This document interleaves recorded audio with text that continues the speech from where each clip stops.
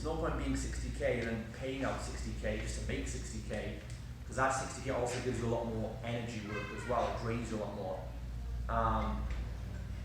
So what you want to do is, if you're making, it's better to make 5K a month and make it profitably, and make 5K a month and keep 1,500 profit after all other expenses, including what you pay yourself. Your salary is not profit, profit's for the company. So it's better to learn, if you learn how to make profit from where you are. And then really you use profit to actually scale your growth, right? Because again, if you try, this is what I see fitness all the time, they want to go to multiple locations, and they're taking out loans to do it. And it's like, well, if you can't afford to pay for the growth yourself, you can't afford a second location. But they're just chasing opportunities, like, oh, I can get cheap Facebook ads in this market, or is it my Facebook ads are working, so I want to build 10 locations now. Right? And it's not gonna, you're running before you can walk, essentially. And that's how you're gonna end up, like, getting into toxic debt and things like that. If you can't afford to grow, you'll get either into debt or you'll get burned out and you have to do so much work, you'll end up having a breakdown.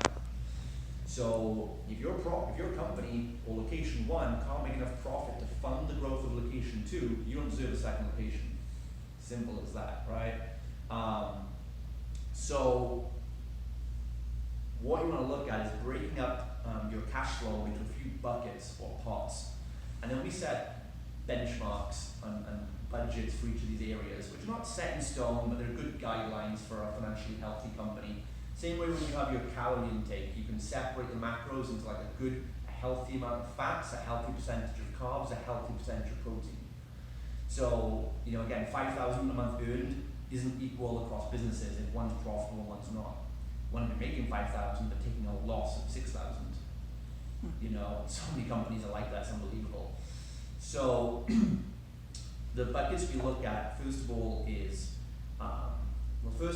profit. You guys want to make a profit sub-account. Or if you take cash, you make envelopes, like whatever, okay? It doesn't matter how you do it, but create like a sub-account in your online banking, which should be an instant access savings account. Shouldn't cost you anything to move money around, should be instant. So you won't get any interest on it, that's cool. This is somewhere you can transfer money around. So we make a profit account first of all.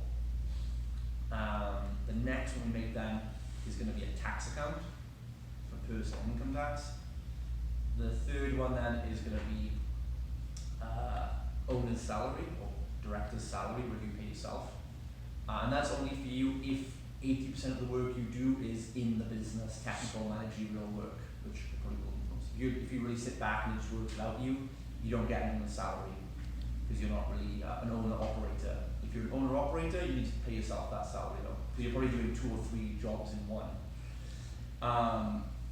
And then the final one is then OPEX, or operating expenses, or OPEX for short.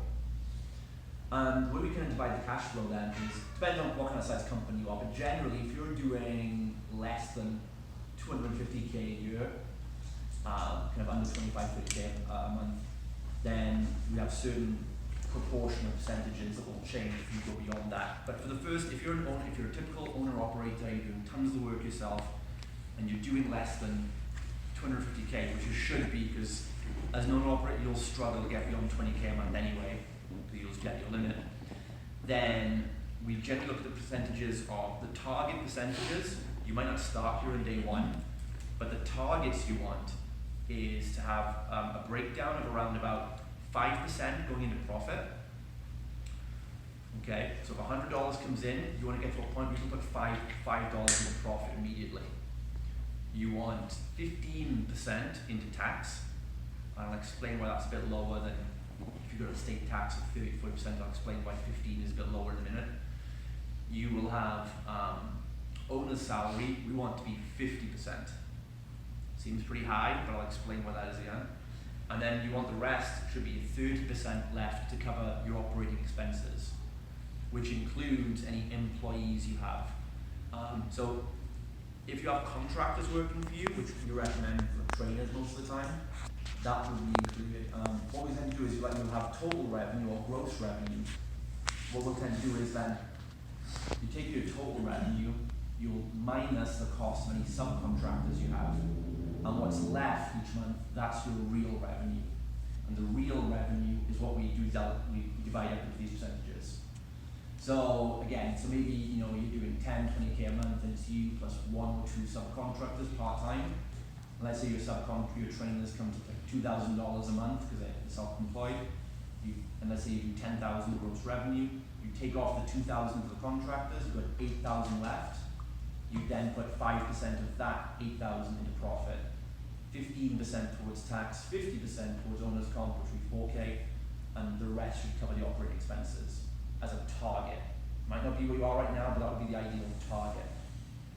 Okay? So the reason for this is because, first of all, if you're the owner-operator, 50% of revenue for a salary seems pretty high. Especially if you're making 10K a month real revenue, and you're like, well, I'm going to take home 5K. Like, I don't need 3. Like, I'm good with 3. And it's humble to do that, but it's also stupid, as I got told myself, right? Because the fact is, you need to start, if you want to build a company to outsource yourselves as well, the company has to make the revenue to pay, not to pay Ellis, or not to pay Will, or not to pay Leon. It needs to be making enough money to pay that role at a competitive market salary. Otherwise, you've got to find someone else. If you ever want to replace yourself, you have to find someone who's dumb enough to do it as cheap as you do it, which will be no one, because it's not their company, they don't care. So I made this mistake, right? So I was like, I can live on 2,000 a month, I'm super humble, I'll eat peanut butter in my car, it's cool. And Yassine, my business mentor, he was like, well, let's say you don't want to work tomorrow, or you can't work. He's like, what would you have to pay other people to do all the work you do at the experience you can do? So first of all is being a manager and CEO. What would you have to pay someone else to come in and take over from you tomorrow if you wanted to, or needed to? And like, you're looking at a 6-figure salary plus a company car just for that, right? He's like, are you doing all the sales too? I was like, yeah. He's like, okay, so what do you pay for a good salesperson to come in and do what you do? That's another 2K a month, okay? And you're doing coaching too, and live events and seminars, right? How much would you pay someone? At the end of the day, it's like, the owner's comp, really, I was doing 10K a month worth of salaries myself. So paying myself too is fine. If I can live on that and be frugal, fine. But I'm never going to be able to outsource that job. I'm stuck in those roles forever because I'm the only one dumb enough to do it for that cheap. So you can take that, but most company owners are actually undershooting their actual revenue targets. The company needs to be able to afford those roles to be paid at a competitive market salary, not what you would do it for because you're a humble entrepreneur. And you don't have to take that money and spend it. It's like you don't have to take out 5, 10K a month and blow it on Rolexes or anything. You don't have to, but you need to allocate it to a side account that you don't touch. So that's right. It's good to be frugal and live on less, but you allocate that money across to an owner's comp payout box, and let's say you allocate 5K, whatever that comes to. You might only want to take 2K out. That's cool. Take it out and put it in your own personal account, but you keep the rest there. So as long as you know the company is making enough money to afford all the roles you're doing, that's the first step. That's why cash management is first to know. Because you can do all the systems, we can go through recruiting and outsourcing. If the company isn't making enough money to pay that payroll, you're always going to be chasing your tail again, trying to find money and cash injections to pay payroll end of the month. Does that make sense, guys? Yeah, I wanted to interject, put my lawyer hat on for a second and tell you guys too, when you're doing this, just because you're putting aside 50% for your salary, that doesn't mean that that's actually the salary you're legally going to pay yourself. Because in the US, you're probably going to have an LLC, you're going to be an S corp, and that's going to have a big impact on your finances.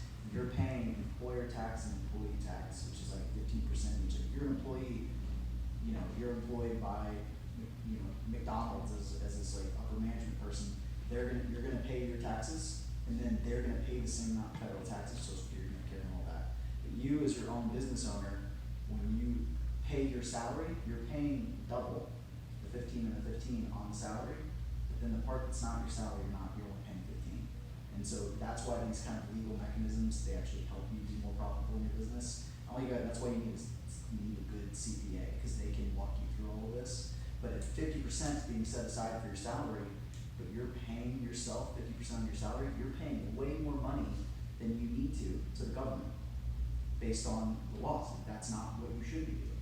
And so maybe out of that 5,000 that's going to you as your salary under these breakdowns, maybe the reasonable salary that you have to pay yourself is 2,000. You're paying extra tax on the 2,000. The other 3,000 is a distribution. It's a business distribution. And so just, I wanted to point that out because that maybe you heard that and you go, I'm not even sure what that means. That's why you need to talk to a CPA. But if you have that set up, and I didn't want you to go home and go, okay, 50%, I gotta run payroll 50% to me as an employee. Yeah, so no, You're fucking yourself. we did the same. So on paper, it looks like I'm paying myself like £700 a month. So the business looks really profitable. So obviously, if it comes to selling, that's good. But our accountant puts it through dividends. So I take it that's the same as the distribution for you guys. So it looks like it's a lot. Yeah. Yeah. And we'll talk about like best practical distributions in a second, but yeah, remember that because that will tie into it. And that's why you tax them, because we're only looking at 5% on profit first of all, which means you're not going to pay a lot of corporation tax.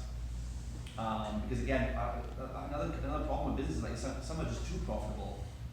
If you're doing over 40% profit, that's a big mistake. First of all, companies with that much profit, and generally it means the owner is not paying themselves enough. We deal with a lot of fit pros, they're doing 40, 50K a month,